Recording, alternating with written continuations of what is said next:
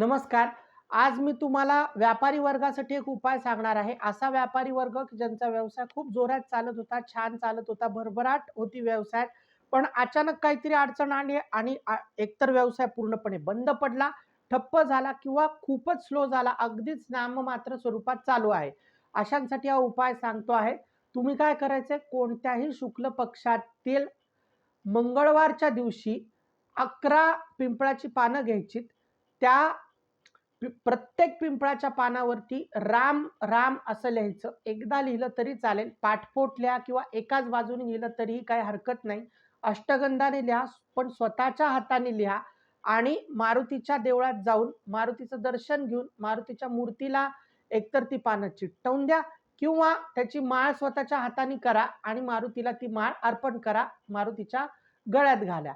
असं तुम्हाला शुक्ल पक्षाच्या कोणत्याही मंगळवारच्या दिवशी याची सुरुवात करायची आहे आणि किमान 7, 9 किंवा जास्तीत जास्त 11 मंगळवार करा. तुम्ही बघाल हळू-हळू तुमच्या व्यापारात आलेल्या अडचणी दूर होतील. ठप्प असलेला व्यापार सुरू होण्यासाठी तुम्हाला मदत होईल आणि परत तुम्हाला कुठेतरी एक पहिल्यासारखा व्यापार चालल्याचं फीलिंग येईल. अर्थात हा कष्टाला पर्याय नाहीये. तुमचा व्यापार ठप्प झालाय तर त्यासाठी तुम्हाला प्रयत्न करायचेच आहेत. त्यासाठी तुम्हाला मेहनत करायची आहे, तुमची बुद्धिमत्ता वापरायची आहे, इनोव्हेशन वापरायचंच आहे. पण हे सगळं करत असताना तुमच्या प्रयत्नाला अध्यात्माची आणि मारुतीची साथ मिळावी म्हणून हा एक छोटासा उपाय सांगितला. नक्की करून बघा. खूप लोकांना याचा फायदा झाला आहे. तुम्हालाही होतो की नाही नक्की कळवा. सुदर्शन ज्योतिष मार्गदर्शन केंद्र नाशिक. धन्यवाद.